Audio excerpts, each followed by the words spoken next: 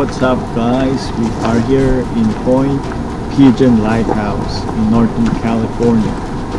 It was originally built in 1872 and is considered the highest lighthouse on the west coast of the United States. Now let's explore the lighthouse.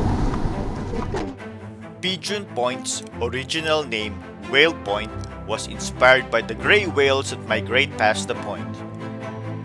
When California's boom from the gold rush to statehood brought many ships to these perilous waters. One of them is the Carrier Pigeon, a state-of-the-art 19th century clipper ship. Launched in the fall of 1852 from Bath, Maine, the Carrier Pigeon was valued at $54,000 and started out on her maiden voyage on January 28, 1853, out of Boston and bound for San Francisco. The Carrier Pigeon made good time around Cape Horn and was enjoying a good passage when she sighted off Santa Cruz the morning of June 6, 1853. As she continued northward, the ship ran into a heavy fog. By nightfall, the captain, believing he had veered far enough from the shore, turned the ship eastward, back towards the shore in the hope of catching sight of land. The waves rocked the ship against the rocks, opening her hull wider and wider to the sea. The Carrier Pigeon had run aground just 500 feet offshore. Fortunately, everyone made it safely to land. The following morning, word of the disaster and requests for help made for the salvage ships to rescue as much of the cargo as possible. Some were reclaimed, but in the end, the vessel valued at $54,000 and still stranded on the rocks was sold for only $1,500. Since the time of the wreck, the point of land closest to the rocks that claimed the Carrier Pigeon had been called Pigeon Point. At least 3 more ships were lost near the point in the 1860s. So Congress appropriated a sum of $90,000 on March 1871 for a first-class lighthouse and a fog signal on Pigeon Point.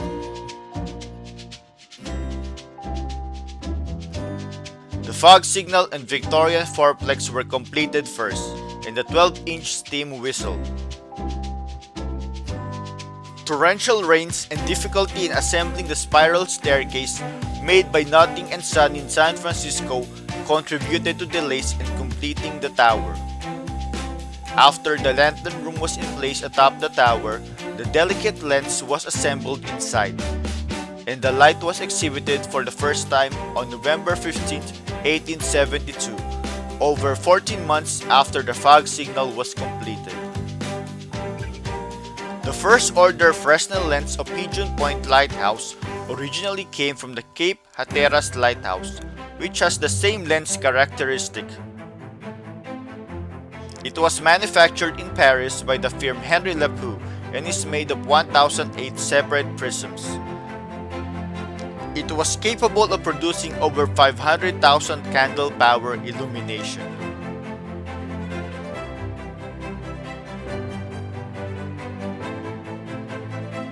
The small building attached to the base of the tower contains an office and an oil storage room.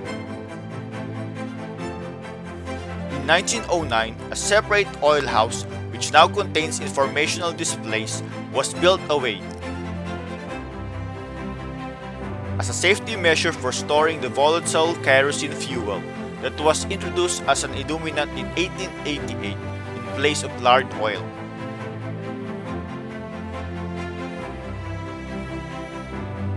Two 4,500-gallon tanks were put up near the fog signal buildings, and a watershed with an area of 20,000 square feet was laid in the station's 9-acre lot to collect rainwater. A new fog signal house, that one that remains standing today, was completed in 1900. Besides looking after the light and the fog signal, keepers at Pigeon Point also serve as tour guides several days a week for visitors who come to get a look at the lighthouse.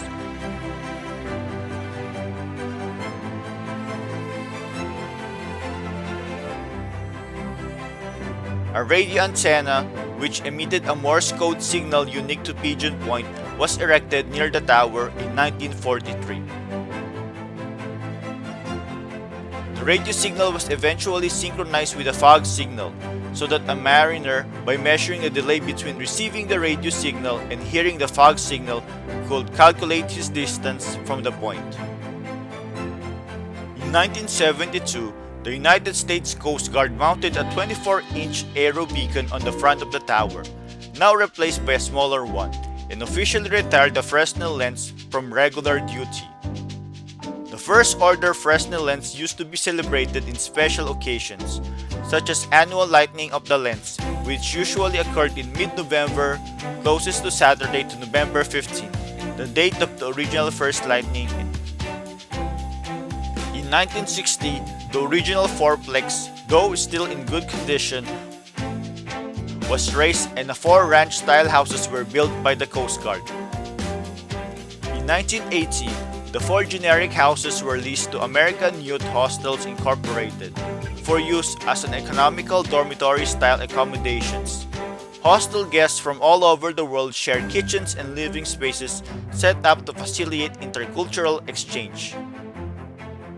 On December 2001, 2 large sections of a brick and iron cornice located high atop the tower fell to the ground, prompting the closure of the tower and the area immediately around its base. The following year, the lighthouse was listed for transfer under the National Historic Lighthouse Preservation Act. California State Parks and Peninsula Open Space Trust filed a joint application for ownership of the lighthouse and received the National Park Service recommendation in 2004. 2 non-profit appealed the decision, but Pigeon Point Lighthouse was officially transferred to the state in May 2005. The California State Parks Foundation is currently spearheading a multi-million-dollar fundraising campaign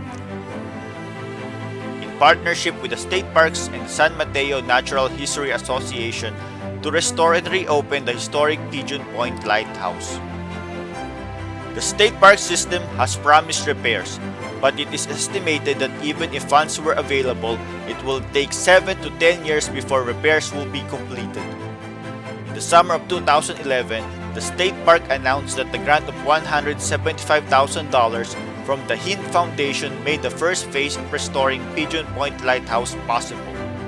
The first order is the Fresnel lens. It was disassembled and removed from the lantern room and then cleaned and reassembled in the fog signal building, where it is now on display for the public.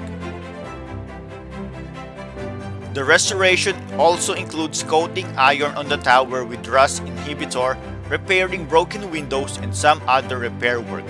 A complete restoration of the tower, estimated to cost $11 million, will occur when additional funds had been raised. The popular annual lighting of the Fresnel lens are postponed until further notice. But California State Parks promises the lens will be returned to the lantern room in the future.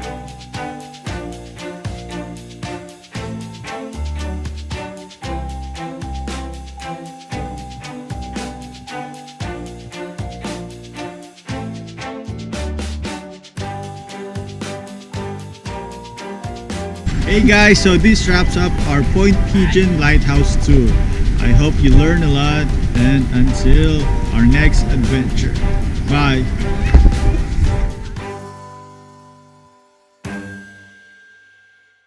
So guys, if you like our videos, please subscribe to our channel and feel free to comment.